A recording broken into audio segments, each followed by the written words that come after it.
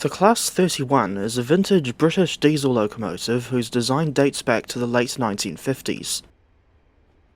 263 examples of this class were built by Brush Traction between 1957 and 1962, and although the entire class needed to have their original Merley's engines replaced by English electric engines, they still went on to enjoy a long and successful service life, with an impressive 36 of them currently being preserved. It was a random decision on my part to review this specific locomotive in TS Classic, along with the accompanying Armstrong Powerhouse Enhancement Pack. Confusingly, there are two Class 31 packs available on Steam.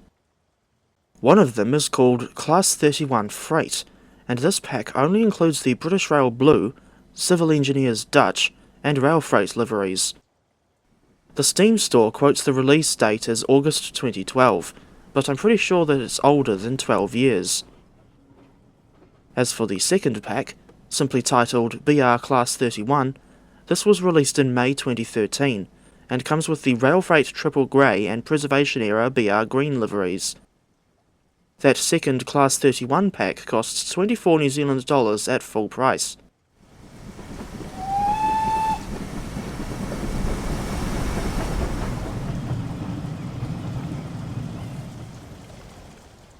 In November 2018, ArmStation Land Rover released their Class 31 Enhancement Pack, which replaced their old, and now discontinued, Class 31 Sound Pack. Sometimes, they've quietly removed old sound packs without a replacement. Case in point, the sound packs for the Class 303 Electric Multiple Unit, Class 47 Diesel Locomotive, and even the Class 92 Electric Locomotive. Thinking back to the Class 31 EP, this thing costs £15, or $31.70 NZD, at full price. I don't understand why it's so expensive, given that the base pack is, ironically, cheaper than the EP. In any case, I waited until a sale before buying the 31 EP, and it cost me £9, or $19.05 NZD. Still a bit steep, but I suppose any discount is better than none.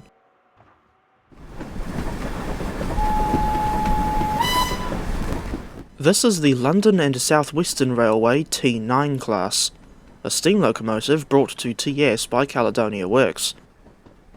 I bring her up as an example of a TS add-on that costs the same amount of money as the Class 31 EP, while presenting much better value for money.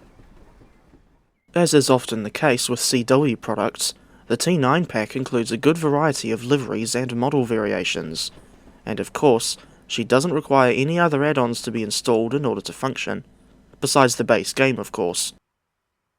For comparison, here is an original condition T9 alongside a classmate in her Yuri rebuild condition.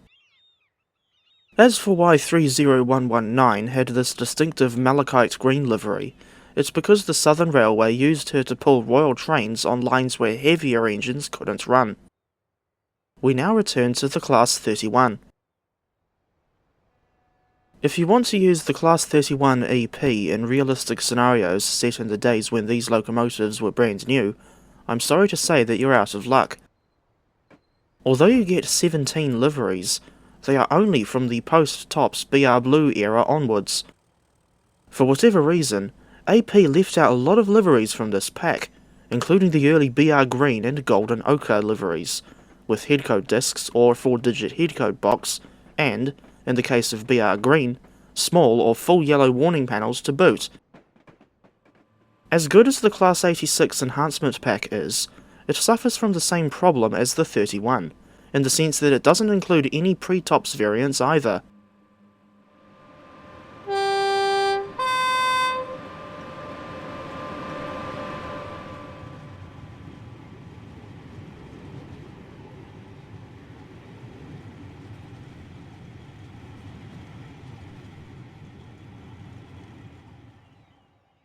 You don't even get a Preservation Era version of BR Green in the Class 31 EP, and while you can get a version equipped with headcode discs, thus depicting the first 40 members of the class, in Dovetail's first BR Blue pack on Steam, this version only has TOPS numbers, and is not compatible with the AP Enhancement Pack.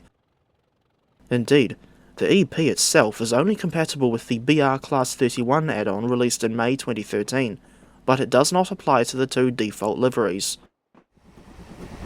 The liveries that you do get in the Enhancement Pack are as follows: BR Blue with Domino marker lights, BR Blue with orange Kent rail and updated marker lights, BR Blue with a white stripe, thus being reminiscent of Seven Nation Army, BR Rail Freight red stripe, BR Rail Freight with no red stripe, BR Trainload grey with coal, construction or petroleum sector logos, BR Departmental grey, BR Civil Engineers, aka Dutch, Intercity Mainline, Intercity Swallow, Regional Railways, Mainline Blue, English, Welsh and Scottish Railway, Fragonset Railways, Wessex Trains, Network Rail, and Devon and Cornwall Railways Green. While that is by no means a bad selection, it would still have been nice to get some pre-TOPS versions of the Class 31 included in the EP too. I've noticed that a lot of AP packs omit multiple liveries, for whatever reason, and in this case, two of the liveries that are not included are the bizarre Railtrack green and blue livery, as carried by 31190 and 31128 in the early 2000s, and the experimental blue that the preserved 31289 carries.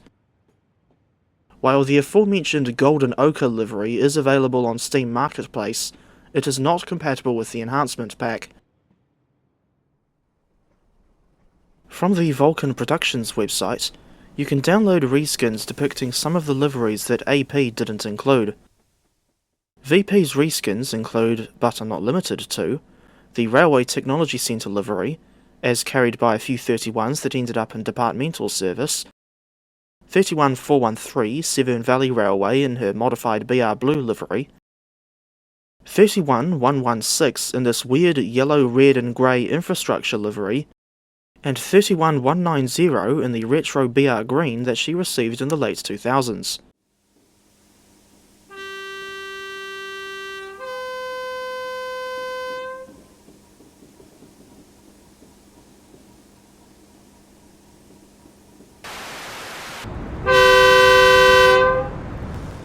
As for the features in this EP, these include, but are not limited to, accurate traction physics, 2 different positions for the high-intensity headlight, wheel slip protection, variable power performance, the clag factor, controlled by pressing Shift-C and Control-C, and different adhesion levels depending on the season, time of day, or if you're in a tunnel. You can also customize the decals or headlight position using the locomotive's number in the scenario editor, and I refer you to the manual for more details on what this EP includes. It's also worth mentioning the Class 31/4 variant, for which 70 were converted from their original Class 31/1 guys. These locomotives were equipped with electric train supply for use on passenger trains, and in Train Simulator, ETS is controlled by pressing Shift-E, but this will affect the locomotive's performance, as per reality. Another feature that I want to mention is Thrash Mode, which, according to the manual, is something AP use as a workaround when they work with a model that lacks opening cab windows or doors. In this case, press Ctrl-T to activate Thrash Mode, then you'll hear the external sounds in the cab view as if the windows were open.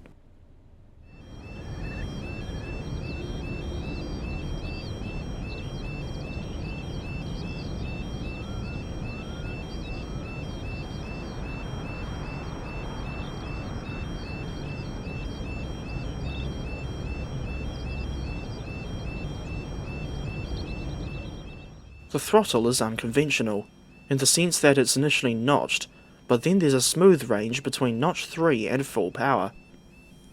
As for the brakes, these appear to be an awful lot stronger than those on the Class 31 in Train Sim World, but there is no option to switch between air or vacuum brakes on this TS Classic version. I don't think that's AP's fault, but rather a limitation of the original model. Another limitation of the original model is where the cab camera is concerned. There are 3 camera positions: the driver's seat, cab centre, and the second man's seat, but you can't turn it all the way round to look at the back wall, and this makes the cab feel rather cramped.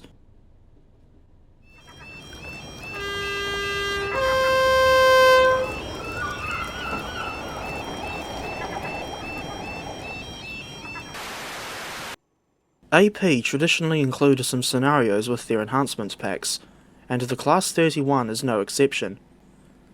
In this case, you get 3 scenarios for Dovetail's Bristol to Swansea route, not the original from 2016, but rather the newer version without Arriva Trains Wales branding.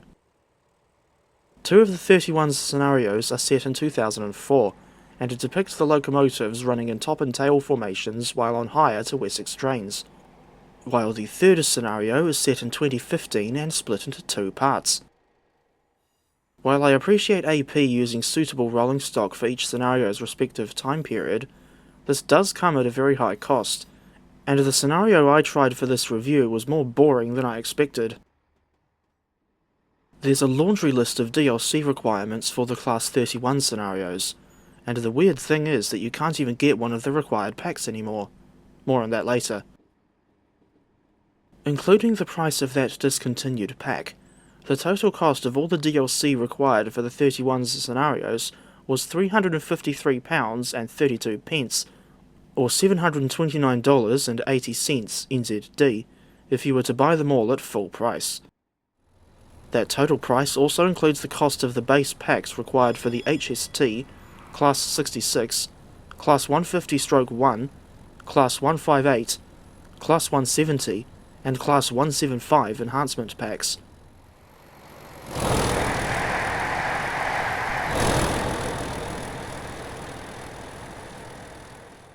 One of the requirements is the MTU variant of AP's Class 43 HST enhancement pack, but for whatever reason, this pack was quietly discontinued not that long ago. In any case, I prefer to use the Class 31 in my own scenarios, and are usually just in free roam because I rarely have the patience to make standard mode scenarios these days. Initially, the new Class 142 Pacer pack was the only 31 EP scenario requirement that I still didn't own, but I managed to pick it up on an acceptable discount in the same sale as the 31. The 142 pack is £30, or $61.94 NZD, at full price, and I can't justify spending that much money on a train simulator add-on, regardless of how good it may be.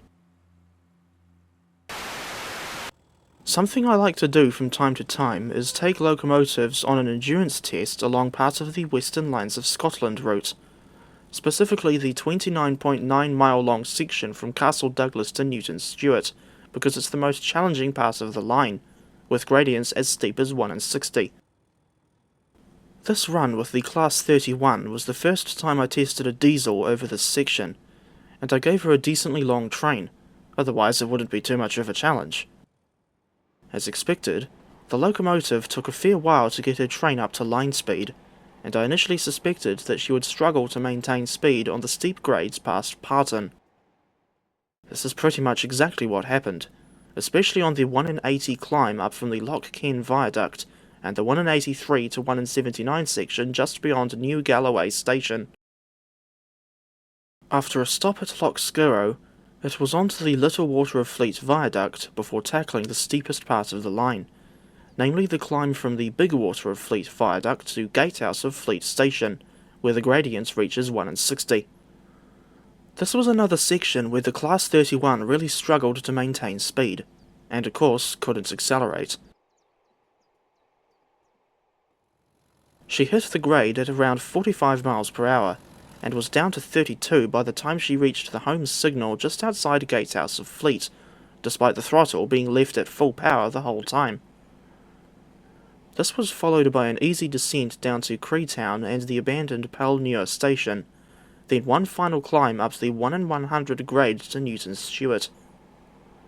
Despite struggling on the inclines, I think the Class 31 still passed the test because she made it to Newton Stewart without any stalling. At the end of the day, I think the Armchair Dishwasher Class 31 Enhancement Pack is just decent. I can't really think of any other words to describe it. While the sounds, physics and included liveries are fine, the pack is let down by the missing liveries and model variants. And I honestly think it presents poor value for money, especially if you were to pay the full price. In any case, feel free to leave your thoughts on the Class 31 in the comments section, while I go off to work on another video.